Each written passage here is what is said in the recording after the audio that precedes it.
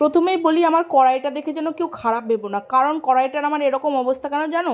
কারণ আমার এই কড়াইটা হচ্ছে ননস্টিকের কড়াই, যেটা পুরোটাই কালো ছিল। আমার শাশুড়ি মা এই কড়াইটাকে এমন মাজা মাজছে, এমন মাজা মাজতে মাজতে মাজতে মাজতে মাজতে অর্ধেক ফর্সা করে দিয়েছে, মানে কালো জিনিসটাই তুলে দিছে। মানে কি বলবো আমি। তো দেখো আমি এখানে কিন্তু বানাচ্ছি মেয়ের খাবার, মানে মেয়েকে আমি একটু অন্যরকমভাবে ট্রাই করছি, কারণ ও কিছু খেতে চাইছে না সেরকমভাবে। তো সেই জন্য আমি ভাবছি অন্যরকমভাবে খাওয়াচ্ছি, আর মাছটাও তো একটু খাওয়াতে হবে। আর আমি ভেজে নিয়েছি হচ্ছে জিওল মাছ, হালকা তেল দিয়ে জিওল মাছটা ভেজে নিয়েছি।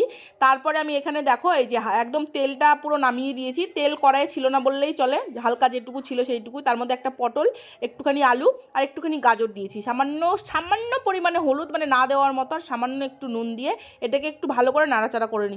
তো এটা হালকা হালকা একটু ভাজা না হলে কেমন একটা গন্ধ লাগে, তো সেটার জন্য হয়তো অনেক সময় বাচ্চারা খেতে চায় না। তো সেই জন্য এটাকে দেখো একদমই হালকা করে শুকনো কড়াইয়ের মতো করে একদম ভেজে নিলাম। তার মধ্যে এর মধ্যে জল দিয়ে দিলাম, মানে জলটা একটু বেশি করে দিয়েছি, কারণ এটা একটু সেদ্ধ হতে সময় লাগবে। তো আমি আস্তে স্লো করে দিয়ে একটুখানি সেদ্ধ সেদ্ধ করে নেবো, মানে ভালোভাবে সেদ্ধ করে নিতে হবে। একটু ভালোভাবে নরম না হলে না ও খেতে পারবে না, মানে যেহেতু দাঁত কেবলই দুটো বেরিয়েছে, ওপরে দুটো নিচে দুটো, ওই দুটো দাঁতে তো আর খেতে পারবে না। তারপরে আমি মাছটা দিয়ে দেবো, মাছটাও ভালো করে ফুটিয়ে নেবো, যাতে মাছটা একদম নরম হয়ে যায়, খাওয়াতে যেন ওকে একদম সুবিধা হয়, খুব ভালো। আর এখানে কিন্তু মেয়ের একার খাবার নেই, এখানে আছে আমার জায়ের মেয়েরও একটু শরীরটা খারাপ, তো ওই জন্য ওর জন্য একেবারে এভাবেই রান্না হচ্ছে। ওখানে দেখলে যে একটা গোটা লঙ্কা আমি ওর মধ্যে দিয়ে দিয়েছি, কারণ আলাদাভাবে রান্না করতে গেলে তো হয় না ওইভাবে সবসময়।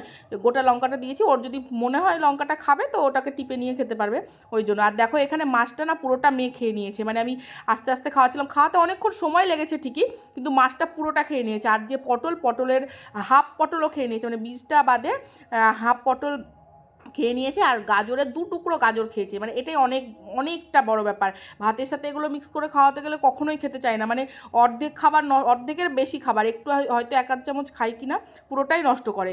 তো সেই জন্য আমি এইভাবে ওকে ট্রাই করে দেখলাম। তো সত্যি ভিডিও করছি মানে কি বলো তো, ভিডিও করছি মানে এটাই যে আমার কাছ থেকেও কেউ হয়তো একটু হলেও উপকৃত পাবে, আমিও অন্যের কাছ থেকে জানতে পারবো অনেক কিছু, আর অনেকটা উপকারে পাবো। তো আমাকে এই কথাটা একটা দিদিভাই কমেন্টে বলেছিল যে এইভাবে ট্রাই করিয়ে দেখো। তো তাই সেই দিদিভাইকে অনেক অনেক ধন্যবাদ, যে দেখো সবসময় তো সব কিছু সব মানুষই জানে না, তাই না? আমি ভিডিও করছি মানে এই না যে আমি সব কিছু জানি, আমি তো তোমাদের কাছ থেকে কত কিছু জানতে পারছি, কত কিছু শিখতে পারছি, এটাই অনেক বড় ব্যাপার।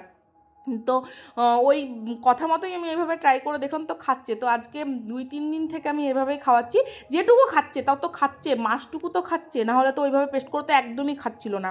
তো সেই জন্য আমি এইভাবে করছি, আর ভাতটাকে আমি ওকে আলাদা করে পুরো খাচ্ছি। আর আমি হালকা হালকা করে এখন চেষ্টা করছি তোমার ওই একদম, তো বাচ্চাদের তো ফ্রাই করে তো খাওয়ানোটা উচিত না, আলুটাকে হালকা করে ফ্রাই করা, বা মানে একদম সিদ্ধ সেদ্ধ করে, যেটা ফ্রাই বলে, হালকা করে তেল দিয়ে সামান্য সামান্য করে সেদ্ধ করে করে মানে ঢেকে ঢেকে সেদ্ধ করে ওই জিনিসটা দিয়ে ভাতটা খাওয়ানো, ওটাই। তো আমার মেয়ে দেখো টাটা করে দিয়েছে। তো টাটা, বাই বাই। ভিডিওটি ভালো লাগলে অবশ্যই একটা লাইক করো আর একটা কমেন্ট করো। Thank you so much.